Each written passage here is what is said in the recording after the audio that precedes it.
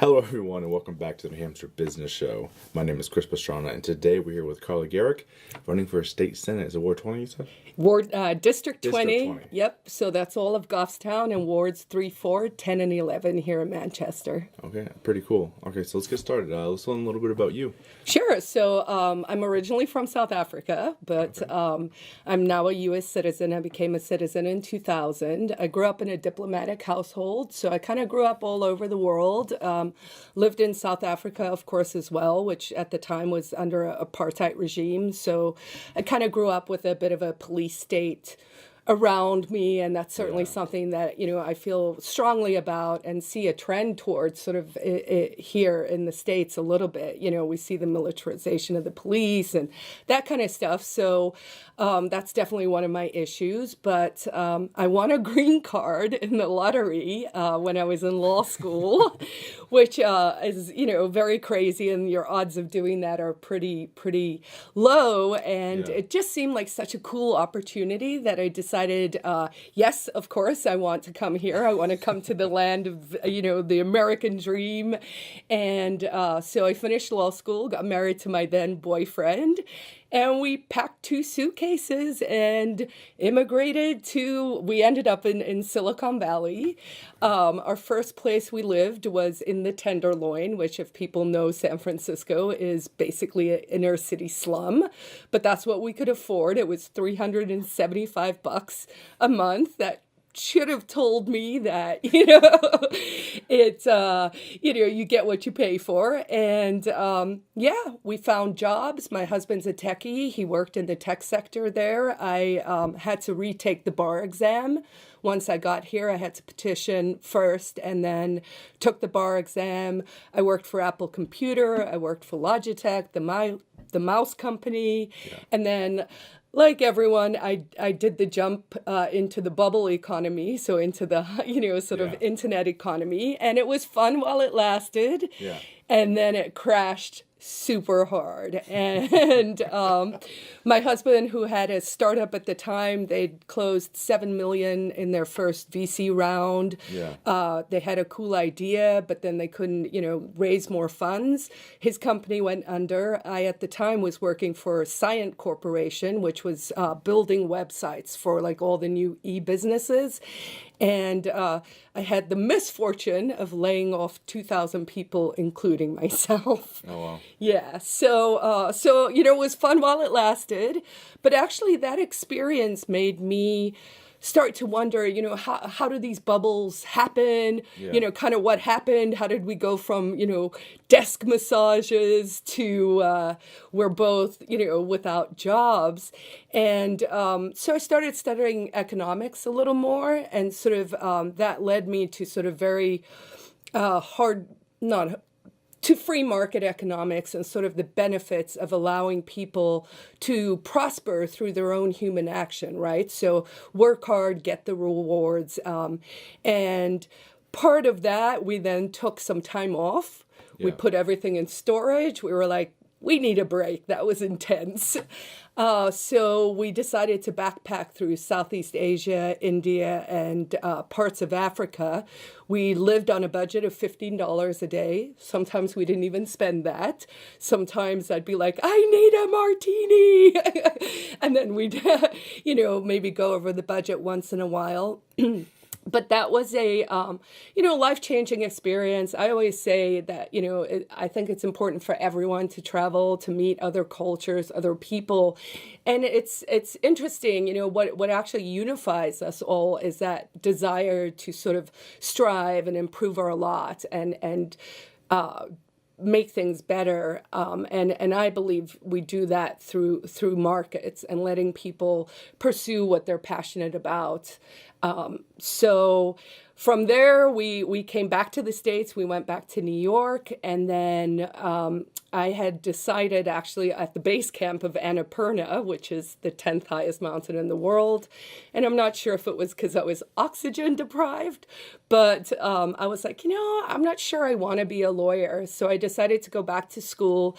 I got a master's in fine arts and creative writing, taught while I was doing that. And then in 2008, in a blizzard, also not recommended, we moved to New Hampshire. Oh, wow. Yeah. Okay. I remember 2008. Yeah, I kind of remember that time frame. We had some good snow years. Yeah, it was it was a blizzard in February, and then I believe it was the winter is when we had that crazy ice storm. Yeah. I mean, that's one of my favorite songs is the Super Secret Project with their they have a song about the ice storm, and I think one of the lines is like, "We were without power for 10 straight days," and I was like, yeah, me too. Oh, that's pretty funny. So let's get into politics a little bit. Oh, actually, how was growing up the way you did kind of changed your views on things? Because you have a pretty interesting background there. Yeah, and like I said, South Africa was, it was the apartheid regime. It was run by nationalists. There was a concerted effort to sort of keep races separately. A lot of control in terms of paper pleas if you were moving around. The police was quite militarized. The military was very militarized. Now I had I was fortunate in the sense that, I also got to travel to other countries. So I think, it maybe didn't influence me, as negatively as a lot of people. But, it actually at the time, I was a very small time anti-apartheid activist. I worked on a zine, I guess, at university. It was called The Third I as in I, me, not I, although we liked the pun.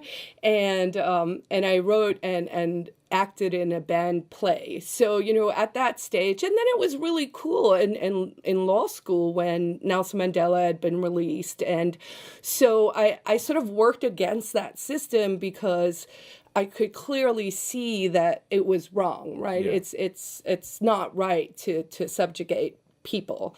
And so at the time I was like, well, this government's bad, but this one's going to be good. Now, anyone who follows anything about South Africa will now realize, okay, now the country has a different set of problems. And I'm going back in December because I haven't been to South Africa in probably 15 years.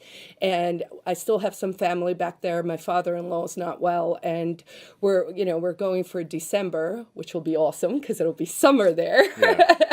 So I'm looking forward to that. But, the realization for me was sort of like, well, maybe the problem here is government and the role of government in our lives. And that sort of led me to my position, which is pretty much that, I stand for limited constitutional government. I think the government now is way too big. I think they have way too many fingers in way too many pies. Yeah. And one of the beauties about New Hampshire, though, is as compared to other states, I think in America, we still have some things that are super important in terms of keeping the relationship between us and government in a more balanced form. And that is because we don't have a sales tax and because we don't have an income tax. Because once they get their grubby little paws on that, then it just becomes an issue of you will continually be taxed more. Yeah. And here's a good example, in Connecticut, they tricked basically people on fixed incomes, right? Because that's a real concern. If you only have X amount of money to spend, then if someone's knocking on the door saying, hey, 1% here, 2% here, it can really influence, how you can live your life. So in Connecticut, they said, hey, let's introduce an income tax so we can lower your property taxes. And people fell for it. They not only did not lower the property taxes, if you look over time, the income tax has been raised to 7% in less than a decade. So the tax hikes means they're paying more in property taxes and you're paying more in income taxes.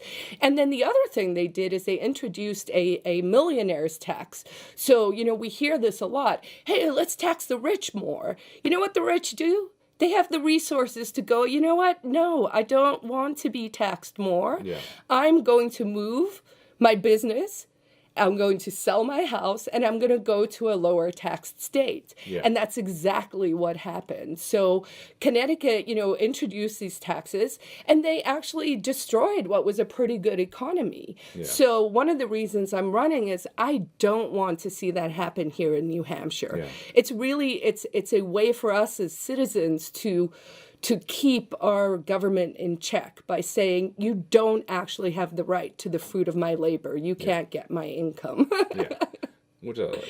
I appreciate it. Thank you. So, okay, so let's aim towards New Hampshire a little bit. You said there's some good things about the state. There's some bad things about the state. So let's go over what you're shooting for, which is Senate.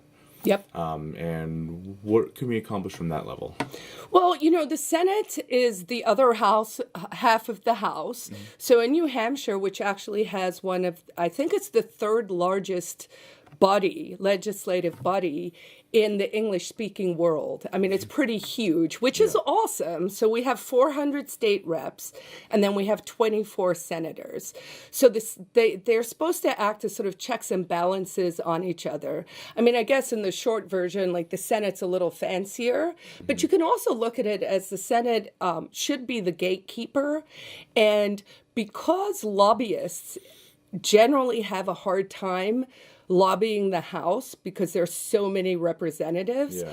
And, each representative represents about 3,000 people, right? Yeah. Which is also cool because that kind of means you can know your rep. You can call him. You can see him at the grocery store, so that sort of relationship between you and the person who's supposed to represent you is quite close.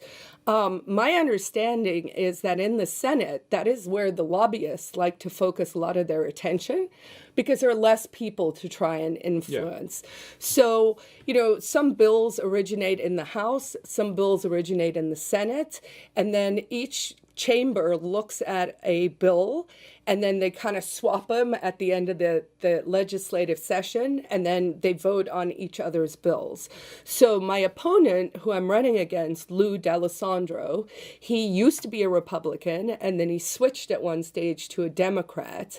He's been in office for 20 years. He's 80 years old.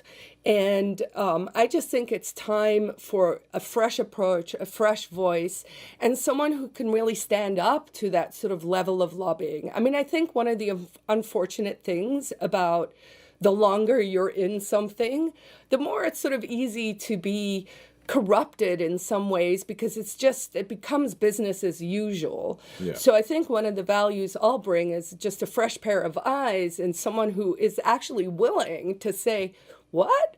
Should we be doing it like that? That doesn't sound good. Is that fair? Those kinds of things. So that's the relationship with the House and the Senate. And then obviously we have the governor and, he can veto stuff. So that's it in a nutshell. Okay, cool. So let's go over some of your positions. Because I think you're on the Republican and Libertarian ballot. Yeah, so that's super weird. And I really hope it doesn't hurt me in the election because, I'm going to appear on the Libertarian side as well as the Republican side. I'm the nominee for the Republican Party. I take what I do seriously. So I actually went and read the entire platform and I was like, wow, this platform is actually really good. I mean, the Republican platform talks about, free people, free markets, free enterprise. It talks about looking at things through free market solutions. And so I was sort of excited because I was like, yeah, I can legit do this. And then the Libertarian Party got ballot access in the 2016 election. And they worked very hard. You have to get 4% of the vote. And they did that. And so there was supporters did a write-in campaign, and they wrote me in, which was awesome, right? Because I'm kind of hoping, okay, that means I'm going to pick up votes from people who won't vote Republican or Democrat anymore because they're just sort of done with that paradigm. Yeah. And so I'm hoping I'll pick up votes. What I'm really hoping is that I don't lose votes from Republicans who kind of go, what's going on here? Now, I've always disclosed I'm a libertarian-leaning Republican, you know, and for me, that just means I'm both fiscally responsible and socially quite tolerant. You know, like I don't think really the government needs to be in our private business at all. And so, so I'll be on the ballot for both of those, you know, and if people listen to this and they like what they hear and maybe they're Democrats and they just are also looking for a change, then, you know, vote for me on the libertarian ticket. Why not? So, and then the other drama there was the Secretary of State did not count the ballots correctly. So I heard something about that. So that was kind of weird. I live in Ward 11, which is West Manchester, and so that's where I was at the end of the primary day. And they clearly announced, the moderator announced there were 30 write-ins in that ward. And I actually felt disappointed because I knew, you need 35, and I didn't think other people in other areas would really do it. But they did. And so when the numbers came out, the official numbers from the Secretary of State, they said, you didn't get any. You got one write-in in Ward 11. And I was like, that doesn't sound right. People were sending me ballot selfies and saying, hey, look, I wrote you in, you know, I think you'd be great. Please, go. Know you're either lying or incompetent. Yeah. And so, so I filed for an official recount. So I'm not sure if I'm making New Hampshire history here, but I'm like, I filed for a recount before I've been elected to anything for a party I wasn't even running under. And anyway, long story short, I prevailed on the recount. I do think it was an honest mistake. I think they just tallied it wrong. But regardless of what the motivation was, I think what we should focus on here is the fact that it was done wrong. Yeah.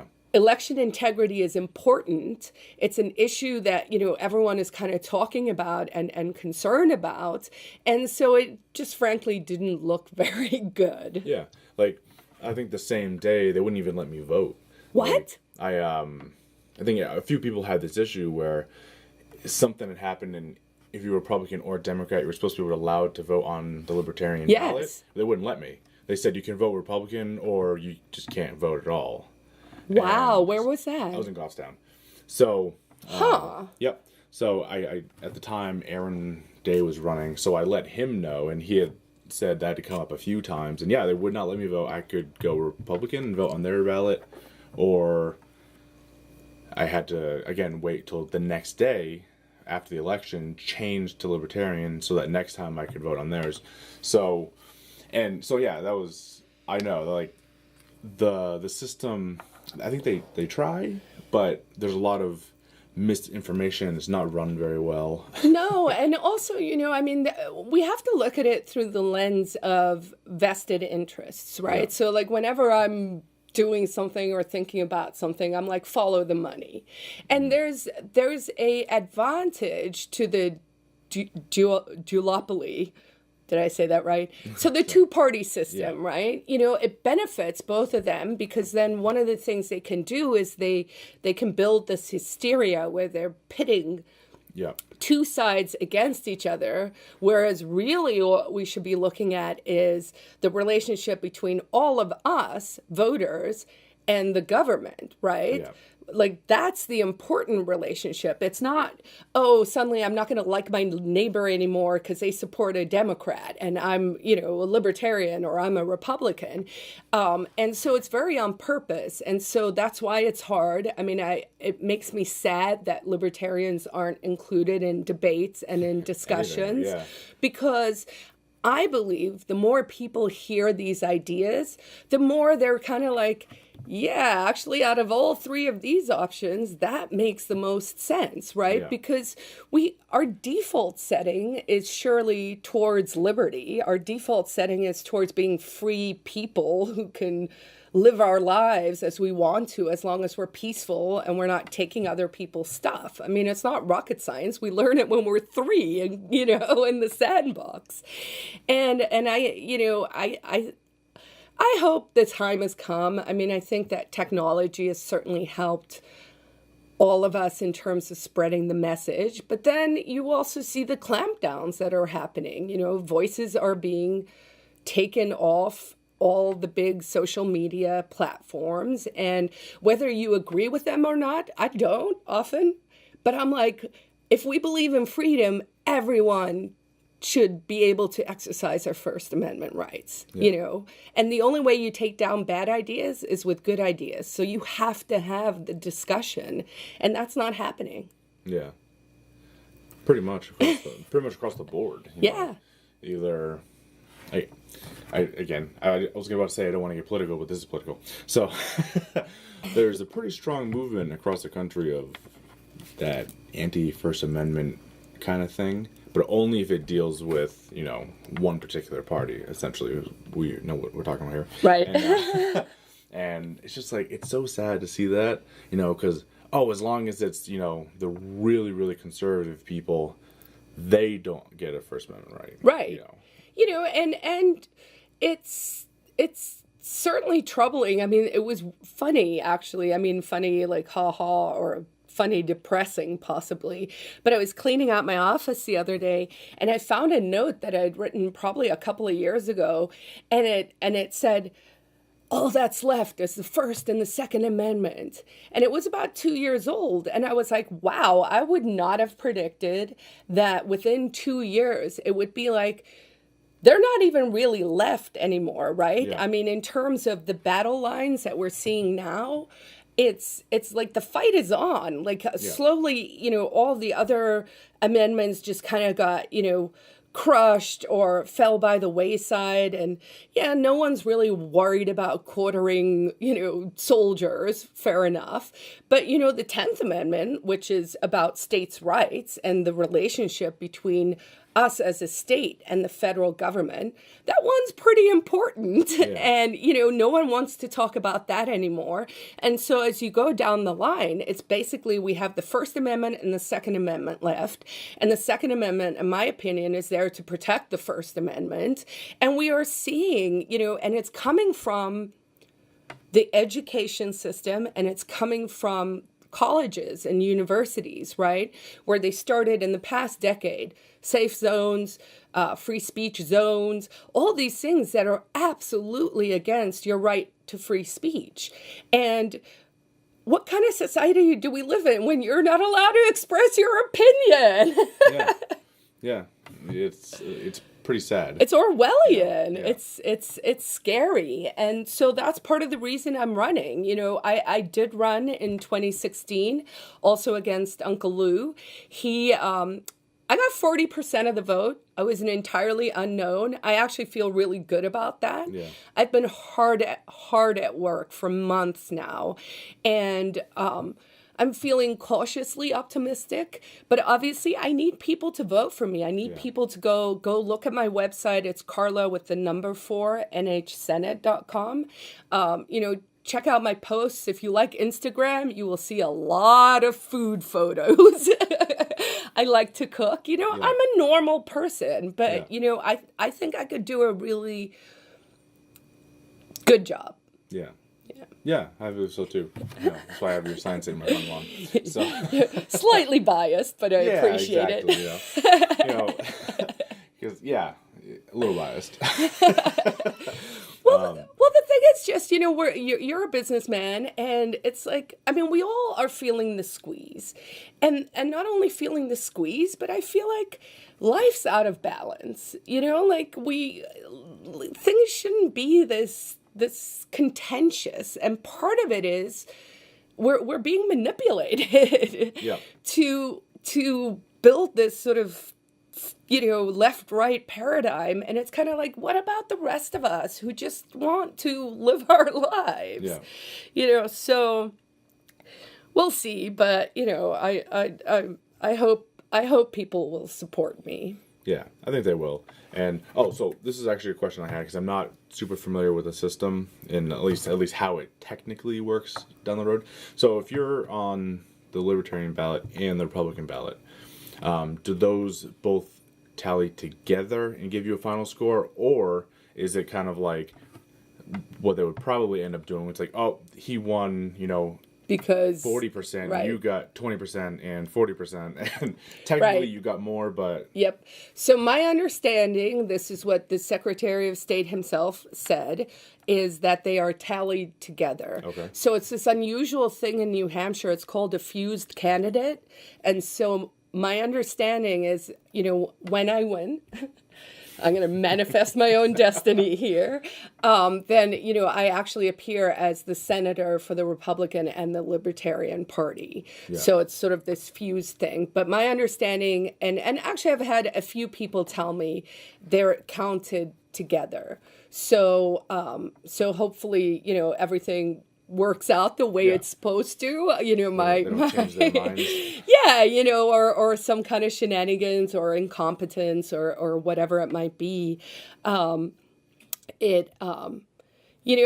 Once again, I'm building from that 40% base, and I've been out there and I've met a lot more people. I'm door knocking. I have volunteers out door knocking. We have the signs out. I've been doing meet and greets. I've been doing these kinds of podcasts, and I mean, it's a tough hill to climb. It's a lot of it is just name recognition. Sometimes people don't generally even care what you stand for, which I find shocking. But it's just getting my name out there, and hopefully that people will say, you know what, it is time for a change. Yeah, very cool. So let's do the actual fun part and get into policies a little bit here. Okay. So some of the big things that always come up is, since we've already come up with the First and Second Amendment, so we can jump on that one real quick. Yes, I'm for free speech and I'm for gun rights. Okay, perfect. Easy enough. So what are some other big ones? Okay, so medical marijuana is a big one. Yep, and so I was just going to mention that. Yeah. So one of the things that I'm probably not completely on the party platform for the Republican, but solidly libertarian, is I think the drug war is an abject failure. Yeah. I think it's destroyed millions of lives. It has created a welfare culture where, you put people in jail for weed, and then they come out and they can't get a job. They can't, it's just been a really horrible, destructive force. So I am, I'm actually I'm for decriminalization of marijuana, meaning just that it shouldn't even, it's just a non-issue. You can do what you want. I would support a tax and legislate if it contained a homegrown provision, meaning that people can either, go buy it on the market, or they can grow their own at home. With regard to medical marijuana, I say this partly tongue-in-cheek, but I might do it just for the fun of it. We've had expansions in terms of the qualifying conditions over the years. They started with a very narrow diseases that you could actually get medical for. That did get expanded in the last session to include PTSD, which is really important for our veterans and, people like that. And then I think there was maybe chronic pain, I believe, was the other one. So, maybe we extend medical marijuana to include one more qualifying condition, and we make it free will. Because either way, I think that, I would like to see the debates of, no, you're not allowed to have free will to make decisions as an adult for yourself, as long as you're peaceful about what you're doing, and maybe that would be like a good catch-all. I think a lot of the states, Denver did it pretty well, Colorado, California, I went out there. Vegas, I visited some stores there. You will be shocked at the economic grab, right? We're talking, I think, in Las Vegas. No, it was in California. It's almost 30% taxed. Yeah. So when people talk about the tax and regulate, what I hesitate about there is I feel like it's a money grab.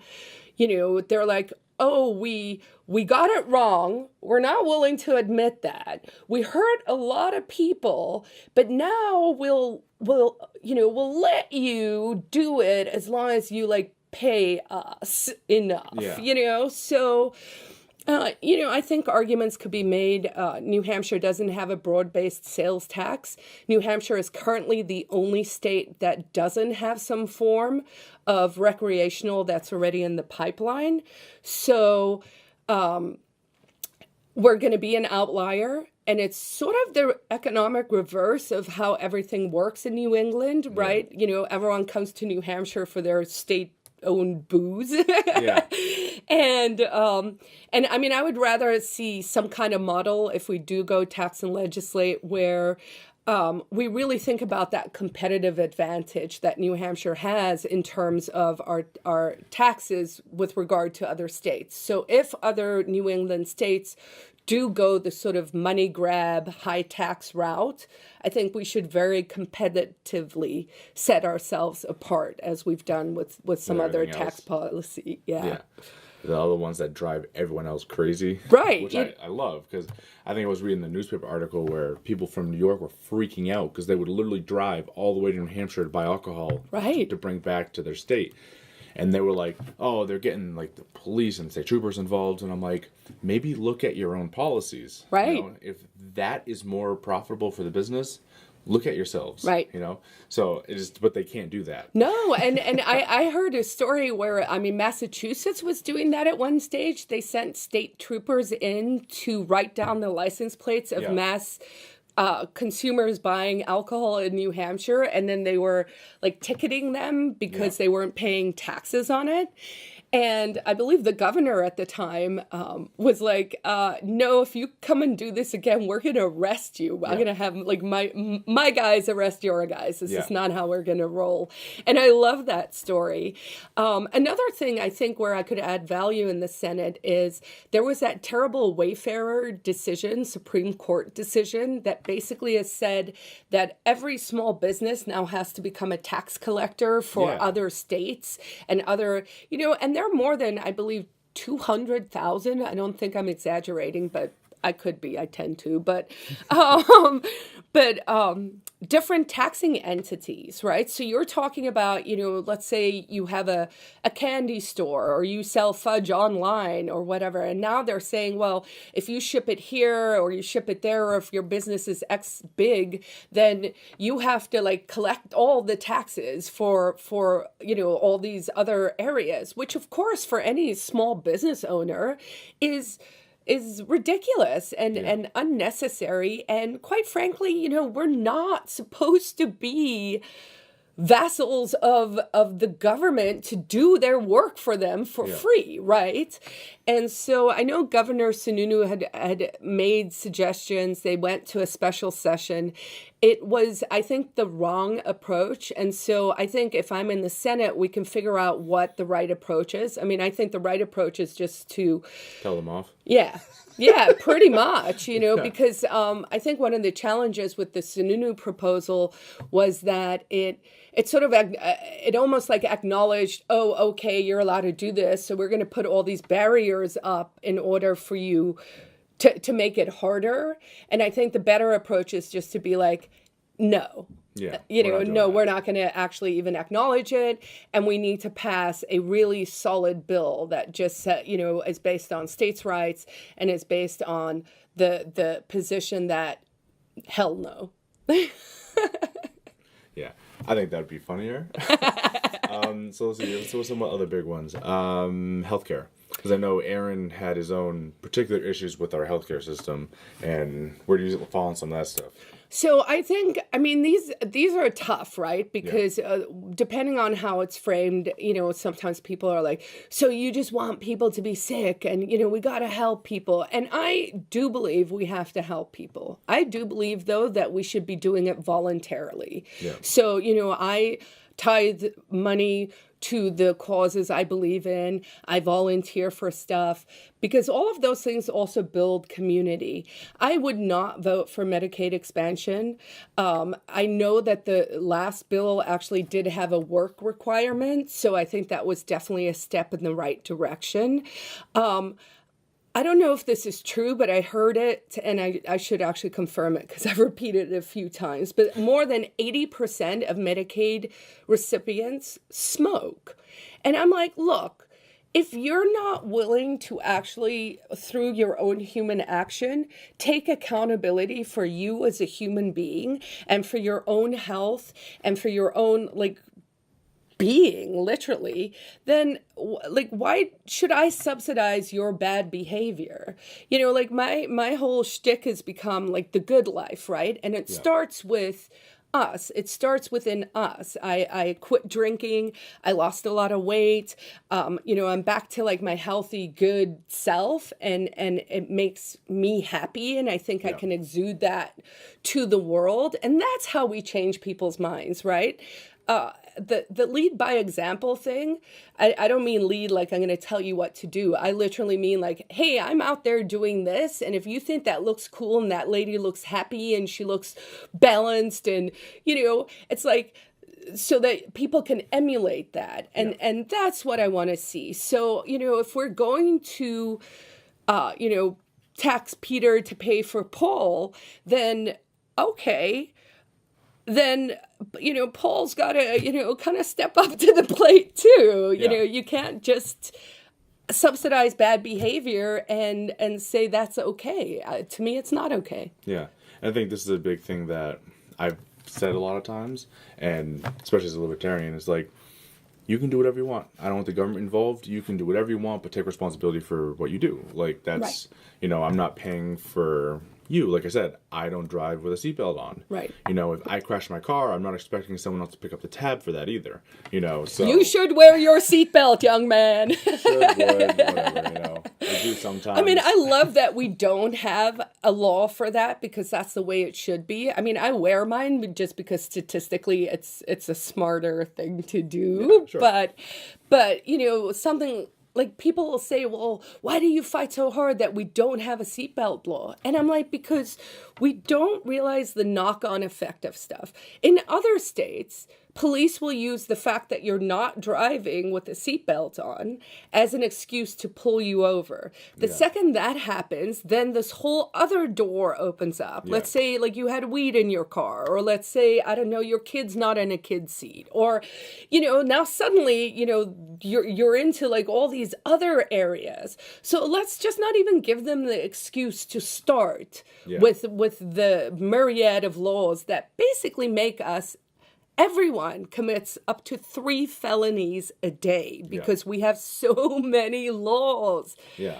Let's get rid of some of them. Yeah. That's definitely something I want to work on too. I'm not that interested in introducing bills and that kind of stuff. I mean, I will where I think I can make a difference, but I want to really start to look at, can we repeal things? Can we sunset a lot of these laws that aren't really necessary? Yeah. I'd love to see the program with the 4th graders. They come to the legislature once a year and they're like, we want to introduce this new bill, and it's usually cute. It's some kind of bird or some kind of, new potato or something. But I was like, why don't we teach those kids, bring us a bill to repeal? Yeah. And have them research that, because there are a myriad of things we could just be getting rid of that, aren't even.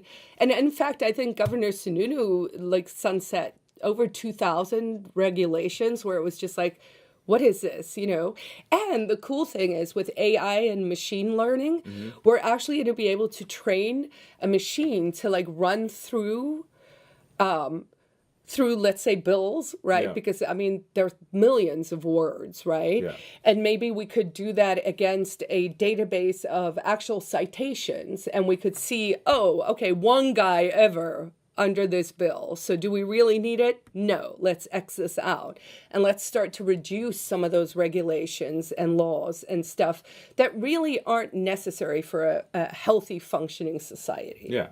Because like I said, in most cases, those bills were even only put up because one person made a mistake. Right. Like someone did something so stupid that the public was like, "Oh, we need to take care of that," but it doesn't actually come up very often. Right.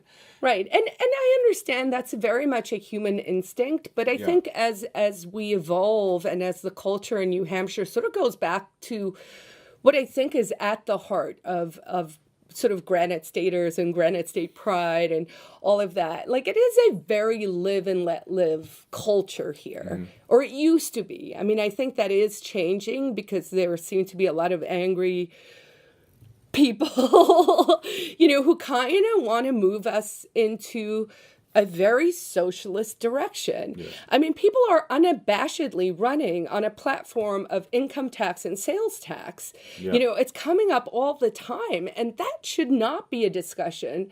Like, that shouldn't even be on the table here. Yeah. And it's not because I don't think everything the government can do, we can do. We could just do it better.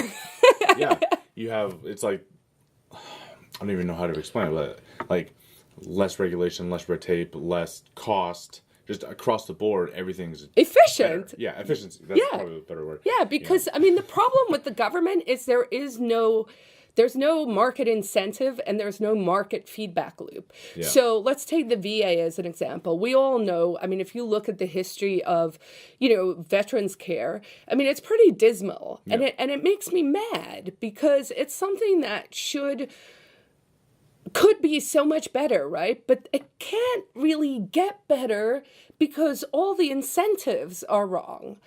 So every time the government fails at something, we make that something bigger. Yeah. We create a new task force. Oh, these people are going to fix it after we couldn't fix it 50 years ago. That is a very clear indication that the government should probably not be doing that thing because they can't do it right. And so this idea that,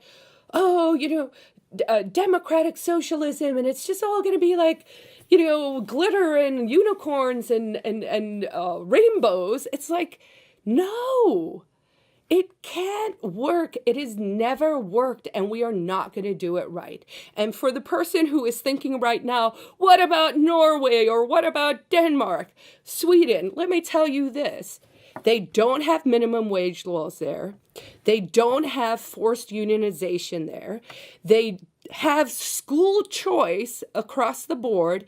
Yes, they have universal healthcare, for which they pay almost half of what they earn just for that privilege. And they are all free market economies. Mm-hmm. I mean, they're actually in better shape than we are because right now what we have here is we have what I fondly refer to as crapitalism because we have the cronyism and the capitalism, and they've come together, and we really have the worst of all worlds right now. And we saw that with Obamacare. Yeah. And it's just like, guys, we can do better. Yeah. Let's do better. Yeah. And like I said, a lot of times it's people, they start riling on businesses and look at the how bad capitalism is. Like, no, you made the government too goddamn strong. Right. And then businesses doing what businesses try to do to gain advantage. Right. Utilize that. And so, get rid of all of the craziness on the government side, and businesses will not be able to do that. Right. Because then you have an actual, and I often think about, can you imagine like all the news resources that are focused on government, right? Yeah. So like on what the president's saying today and, diplomacy and like all that stuff, right? I mean, it's just, it's mind-boggling. But imagine we focus those kinds of eyeballs and resources on businesses, right? So we're in a world where the balance is restored and businesses, a free market can actually function. Then you do want part of your sort of, in air quotes, policing, right? You want people to have information. And so one of the ways you do that is the media can be like, these guys are shady, like, or these people are polluting the water around their factory or whatever. But you would have more focus on those things and you would have the checks and balances. But because we have this distortion where, America has decided, we want like socialist government, I mean, how did that even happen? Like, sometimes I just scratch my head. A lot of planning It's and a lot of subversion at a very high level. yeah, So, yeah. it's I mean, it's pretty scary. I mean, and it is generally because of, I believe, the education system, right? Once the education system was, the control was ceded to statists, that's really where a lot of the problems started. And part of that problem is there are people who think they know things who don't know and who haven't been taught the critical skill of the skills to think critically. And that's a problem. So one of my big issues as well is school choice. I think the money should follow the child.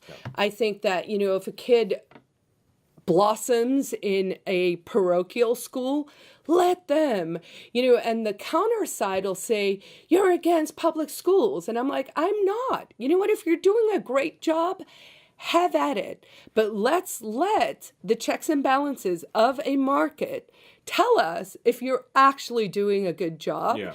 And, we know spending has gone up, but if you look across the board at actual performance of students, even in New Hampshire, where it went from, I believe, about 8,000 to 16,000 in like a decade, the performance of the students hasn't changed. So this idea of if we just give them more money, they'll get better is not the problem. The problem is, are we building a desire to learn? Do we want to actually have people be educated with the roundness of what that means? Or do we just want, good little lemmings coming out of high school? And I don't want good little lemmings. I want people to strive and to thrive and to live a full life. Yeah. Yeah, it's pretty good. Any other big market points there? No, I mean, we understand that the market, if we free the market, I'd like to see some deregulation in occupational licensing. New Hampshire actually doesn't do great on that, even compared to other states. Even Vermont is better than New Hampshire. Yeah. And so, so I'd maybe see some liberalization there. I'd like to look at criminal justice reform. I'm a big proponent of government transparency and accountability. Yeah. I serve on Right to Know New Hampshire. And there's a growing negative trend in New Hampshire towards non-disclosure. Everything's being pushed into non-public meetings. Even newspapers, when they try and get information, are getting stopped. There was a case recently with the Union Leader and some other newspapers that wanted to get the lorries list. And so this is a list, that basically state prosecutors have to give to defense attorneys to say, this police officer who's about to testify has a previous record of excessive force, lying under oath, and changing records or that kind of stuff. And I mean, those are pretty egregious things, right? Like, why are they still working? Well, I mean, we could start there, but like can we at least just find out who they are stage, right? So the Union Leader actually, to their credit, filed a 91A. They got the list back from the AG's office. There were 171 names on it. Every single one of them was blacked out. Yeah. So redacted all the information? I mean, I actually asked the editor at the time, I was like, publish that in the Sunday newspaper so that people can understand. Like, a picture is worth a million words, right? And it's like, I think if the average voter saw that to me is just a giant finger at us as residents of New Hampshire to say, well, we don't really care, and it's shocking to me. Yeah. And so I want to fix some of that stuff too.